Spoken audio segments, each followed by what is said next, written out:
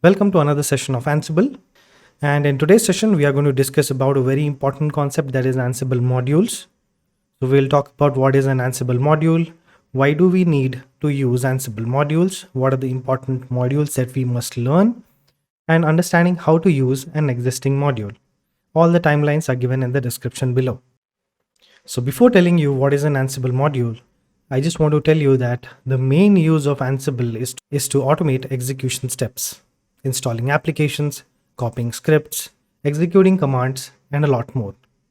So in order to do this, you need a mechanism which can help you with the configuration that you can use to achieve the desired automation that you want. For that, Ansible provides you with plugins or libraries that you can use to get your job done.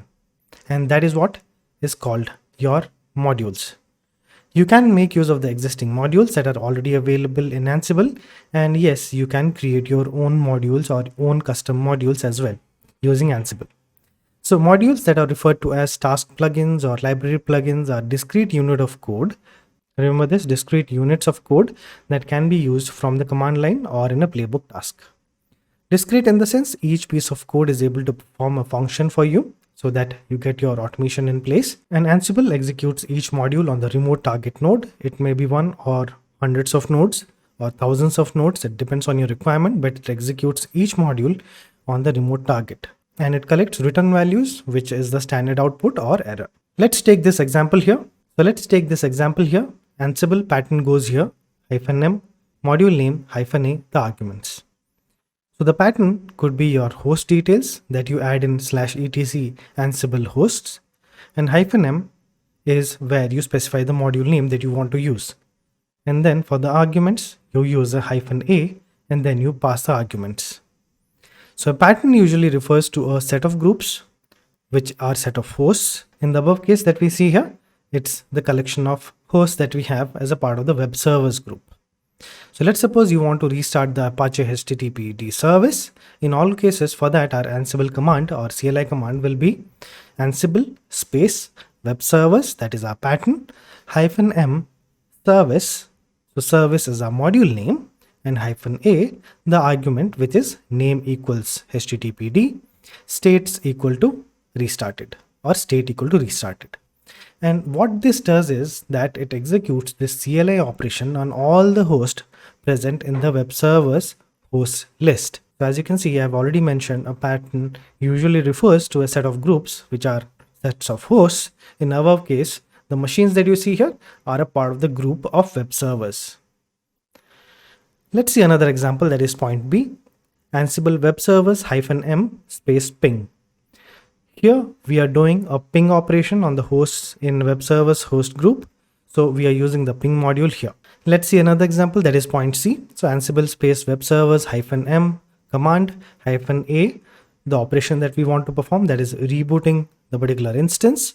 So here, as you can see, we have the web servers at the pattern, that is the host group, and -m command. So command is our module name, and -a is where we pass the argument. So here we are executing a command on our remote host to reboot that host. So to execute a command on the host machine, we are making use of the command module. There is another module called shell, which you can also use to execute your commands, but we will discuss on that in a bit. Talking about arguments. So arguments, remember these points very carefully. So most modules take key equals to value arguments or space delimited, and some modules take no argument, and command or shell modules simply take the string of the command you want to run. So as you can see in the point C, the command module takes a string that is basically your command to execute it on the host. So imagine this use case right now. If you had to deploy the service or web application server on 50 hosts and you are using Ansible to do that, this becomes very easy because you can do that using a single playbook. You make the list of hosts as a part of your host group, and you write your playbook, or else you can execute simple commands as we saw to all the hosts at once. So the same steps can be replicated over several servers with the same configuration. Remember one thing, Ansible actually executes each task on all the hosts and then moves to the next task. So you have to be precise on the way your playbook is written. So if you see here, The stop monitoring task will be executed on all the hosts, then it will move to the remove from load balancer and it will execute it all the hosts, and then it will move to the third step, then to the fourth step, then it will go to the last step.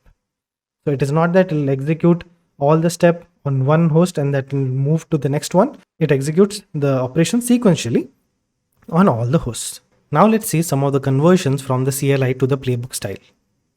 So playbook style, it means that YAML format. So forgive me for saying all these junky stuff, but yeah, the first point A that you see here.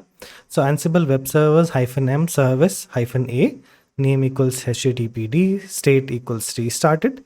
So if you want to write it on the playbook, it will be written using YAML. So the syntax would be, so you give -name and you give the name of the task that you want to perform. So that is restart web server. That is not by Ansible. You can give any name to this one, but you have to be able to recognize this once the playbook runs. So please make sure that you give a very recognizable string there. And then you give the command name, that is service, that we already know. And then you provide your arguments that are name and state. So name and state are the default properties that you have to give, and you have to provide the name of the service and the state of the particular service that you want to see. Service is the module name. The service name that you want to restart is httpd, or it can be nginx or any service that you want. And state is a variable that you want the state to change to. So if it restarts, it will return true. The second point B, Ansible web servers -m command -a and the string to reboot it. So there are multiple ways to do this. The first one is giving the name, reboot the servers. Then you can provide action : the module name, and you can provide the string of the command that you want to execute. Here action that you see works in conjunction with a module. So it has action : module options format, but it is recommended that you use the more conventional module : option format. So remember that very carefully. So like the one we have below here.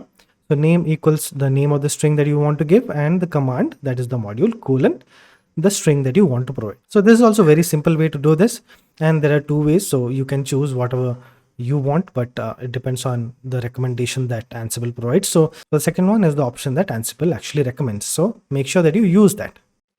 So if you were thinking, oh, what modules will Ansible provide? Just imagine the quantity of Ansible modules that we have here. So these are the modules that Ansible provides, and these are just high level modules, and within each modules we have an individual module that you can make use of. Imagine having most of the plugins available to you for your automation. That's just awesome, isn't it? And that is why Ansible is so popular, because it has a very good documentation and it has all the modules that you need for the most highly used CI/CD operations. So it is a very good tool to use. So we have the cloud modules, we have the crypto module, we have the very famous clustering module as well, where you can use Kubernetes, and we have the command module, which most of the people use in general in their daily work as well. And we have the network module, we have the messaging module, and we have the web infrastructure module as well. You have the utilities module, you have the notification module, and there are a lot many more of these modules that you can use. So let's see some of the modules. First, let's start with the cloud modules. So Ansible provides cloud modules that can help you to create infrastructure like provisioning hosts, installing applications, hosting cloud services on multiple cloud platforms. For example, our very favorite AWS. So here we have a playbook which helps us to create the EC2 instance. Another one is to integrate EC2 with CloudWatch. So we can enable monitoring as well using this. And we have a few cloud platforms that I have mentioned that Ansible provides modules for that you can use. So there is Alibaba Cloud, you have AWS, you have Atomic, you have Heroku, you have Azure, you have Google, you have Rackspace, and much more. And you can go to the link that I have provided in the documentation below, like docs.ansible.com, and you can just search modules by category, and you can see all these documentations as well. So the next one is, if you wish to use Ansible for container deployment using Kubernetes, you can do that as well. So you can perform all operations like creating namespace, creating a deployment file, service file, persistent volume provisioning in Kubernetes using Ansible. Now let's take a module and discuss how you can make use of it and how you should read the documentation. Each module that you have seen have their own individual modules that you can make use of in your Ansible command or configuration that you write as a part of your playbook. One of those modules that is most frequently used is the command module. If you want to learn more about modules, please visit the link that I have provided below so that you get more information about the different modules that we have used here. Here we have 7 modules within the command modules, and these are the ones that we might be using more frequently in our daily work. So understand these very carefully or very clearly.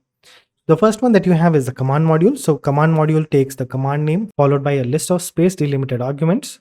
That command will be executed on all the selected nodes. So next one is expect module that executes a command and it will wait for the prompt to execute the information provided. So it's like, let's suppose the prompt might ask you for the password. So you can respond to that using the expect module. The next one is PSEXEC or partial execution. So it runs a remote command from a Linux host to a Windows host without WinRM being set up. So you can execute remote commands or partial commands using the Linux host to your Windows host. The fourth one is raw. You can run dirty SSH commands using the module. And let's suppose the host isn't having Python installed. You can write a raw command to install that using a single CLI command. The fifth one is script. So this is very important. Let's suppose you want to execute shell script or Python file or any script. You can do that using the script module. Just that you need to provide the path of the script. The sixth one that we have here is shell. So shell is similar to command module but runs the command through a shell, or that is /bin/sh on the remote node, whereas the command module actually bypasses the shell. For remote targets, we use the win_shell module instead. The last one is telnet. It executes a low, down, and dirty telnet command, not going through the module subsystem. So what does it mean is that when you want to log into routers and if you want to run show commands, you can make use of this telnet module. You can provide the username and password and wait for the prompt as well. So that is what we generally do using the telnet commands, isn't it? If you don't have SSH, you do telnet. And once you have the telnet access, you just install SSH onto that and then you make use of SSH. So these are some of the things that you can do with the telnet command as well. But before that, we can just take a step back. And I just want to tell you that if you want to perform any operation, you need modules. But how will you use them? It's not that all the modules are the same. So they will have different parameters, different syntax to be configured, isn't it? So when you go through the documentation for the modules, you must understand 3 things. First, the example set or the example playbook. The second thing is command parameters. The third one is return values. So the command parameters are the scope defined which you will use to perform operations within a particular module. So let's suppose you want to change the directory, you can use a chdir. And if you want to see next to chdir, it has mentioned the type of the input that it needs, that is the path. So you need to provide a path here. So let's suppose you want to execute a command, you can make use of cmd, which takes a string as a parameter. The same way, we have the return values. So command parameter here returns the list of commands executed. So let's suppose you provide yum install nginx. So it will return the list yum, install, nginx. So it will return a list to you. So for you, the most important thing is you need to remember or you need to read them in the documentation before using them in your code. So remember command parameters and return values. So if you see the parameters here, the same will be available for you in the documentation, and you can use one of these parameters along with the module that you have. So let's suppose we have command here, we are trying to execute the command here. So this is basically our cmd. It will take, so here we are not using cmd, but if I want to use a parameter, I can type the command or the module here, then I can use the parameter, that will be my cmd, and I can provide the string that I want to execute. And the second thing that you see here, creates, and it has given the path. So what it does is the file name or global path, if it already exists, this step won't be run. So let's suppose you have a condition where when you execute this make_database.sh, this creates the path to database. So if the condition is that if this path has already been created, you don't need to execute it once again, because sometimes when you execute an operation multiple times, it can have negative impact on the environment that you have. So you don't want to do that, isn't it? So to make this clear for the command that it should not execute this once again, you can just provide a creates here, and if suppose this path is being created when it executes the command for the first time, you don't need to run it. So similarly, you have to read through all these things, all the parameters that you want to have, and you can read the comments here to get more information about what it exactly does, and you have to make the choice of whether you're going to use it or not. So now let's take a look at the command module. So remember, the command module takes the command name followed by a list of space delimited arguments, and you can use it in the CLI or in the playbook. And the command will be executed on all the nodes that are a part of the host group. And there are two ways here to execute the commands. You can use either a freeform command, or you can make use of the command parameter or CMD parameter that I told you before. So if you want to execute on Windows targets, we make use of the win underscore command module instead. So rather than command, we will use win underscore command. So as you can see, if I have to execute this, I can write it in a playbook, my playbook.yaml. And based on all the host groups that I have, like system A, system B, system C, system D, if I am trying to execute it from my master, Ansible master, it will get executed on all the nodes. The next one is expect module. So the expect module executes a command and responds to prompts, as we discussed before.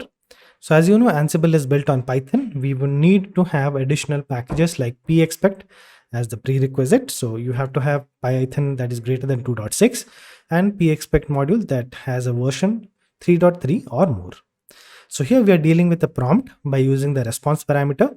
So here you are expecting the response to be a password as per the string that is mentioned here. Or else you can use the same to respond to multiple choices of the prompts using just like a switch case. The next one, third one, is when you might have a requirement for executing commands remotely on a Windows machine. So mostly we might make use of SMB or WinRM to do this, but let's suppose the host does not have these installed. We can make use of the PSEXEC module, that is more like partial execution module. So it is dependent on the modules PYPSEXEC and SMB protocol to be installed on the master, not on the host. Remember that it should be installed on the master so that Ansible can perform the execution. So to connect to a Windows host, what do we need? So for us to connect to the remote machine, we need the connection parameters, isn't it? So it will be the host name, it will be the connection username, it will be the connection password, it will be executable on what we are trying to execute it. So for us, it will be partial.exe, and what are the arguments that we want to execute. So write host hello world. So that is what we are going to perform here. So here, once you run the partial.exe, you pass the argument that is write host hello world, which is to be executed. And if you wish to run it asynchronously, then you can use the asynchronous value as true or yes. So here, if you see, asynchronous is one of the parameters, connection password is one of the parameters, connection timeout is there, connection username is there, executable is there that we have used here, and the host name as well. So what does asynchronous do? So we'll run the command as a detached process, and the module returns immediately after starting the process while the process continues to run in the background. So if suppose it is going to take a long amount of time, or it is going to take a huge amount of time, then you can just make it asynchronous so that your callback just returns back once it has executed the command, and the process that you want to execute will still continue running in the background. So next up is raw. So it executes a low down and dirty sh command, not going through the module subsystem. So what Ansible tells us is that this should only be done in two cases. So first case is when you're trying to install simple JSON on older hosts that it needs as a dependency or to run modules. So as all the core modules actually need it, you have to install it. So if that is one of the requirements, then you can use this raw module. And the second one is that if you're speaking to any device such as routers that do not have Python installed, then you can do that as well. In any other case, using the shell or command module is more appropriate. So let's suppose you're bootstrapping your machine with Python. You can just write the command as a string and raw, and it will run directly through the configured remote shell. And you can change the shell used to execute the command as well. So you can provide an absolute path to the executable as a parameter like /bin/sh or /bin/bash, and run the commands using that. The next one is also very important, which is script. So script module helps you to run a local script on a remote node after transferring it. So what it does is that it will copy it to a remote temporary location, and it will execute the shell script on the host machine. So the script module takes the script name followed by a list of space delimited arguments. So if your script needs some parameters, you can provide them using the argument list that you have. So this module is also supported for Windows Target, so you can use it for Windows machines as well. So if I have to put it in very simple terms, if you wish to execute a shell script, just use this module.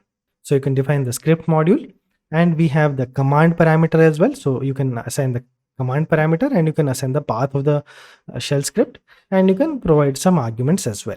So if you see, the parameter actually creates the created file.txt. So what it means is that once the shell script executes, it will create this file, and the next time it executes the same command in the playbook, and if that file already exists on that path, it will not rerun this command. So as I told you before about the database example, so this is the same way that happens when you use creates. So last but not the least, telnet.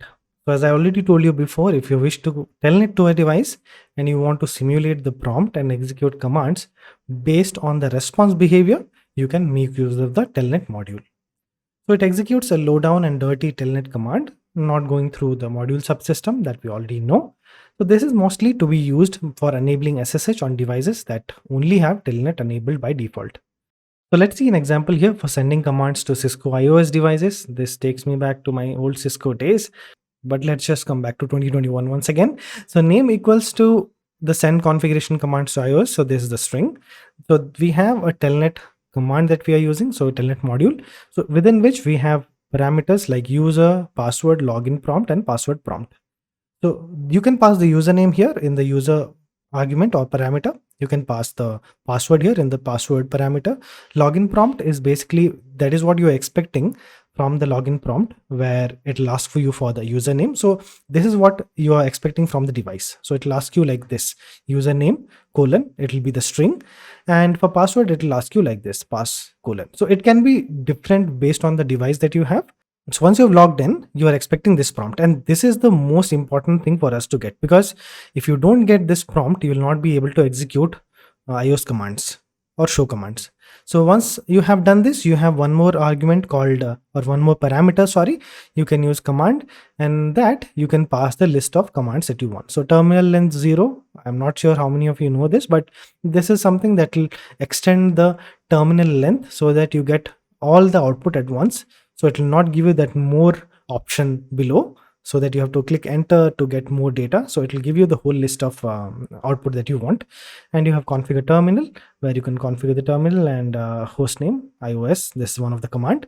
So you can execute these three things, or depending on your use case, you can execute hundreds of commands onto that machine. So make sure that you read the parameters list here, and you should also read the comments here, so that you know what exactly is the use for this one, so that it will be very easy for you to consume this. So that's it for today's session, and that's it what we have for today's session. So we got a good understanding of what an Ansible module is, why do we need to use Ansible modules, what are the important modules that we must use or we must learn. But make sure you check out the next session, where we'll do a hands-on demo for Ansible modules or Ansible itself, where we will create a playbook and execute operations on multiple hosts. And please let me know by commenting on what you liked and what you didn't, what are the things you would like to see in this series. And don't forget to subscribe to the channel, and please press the notification bell to get updates on my videos. And if you wish to support my work, you can do that now by using PayPal, Instamojo, and you can become a member on Patreon. The links are given below. So I'll meet you in the next session of Ansible. Until then, it's Pytholic signing off.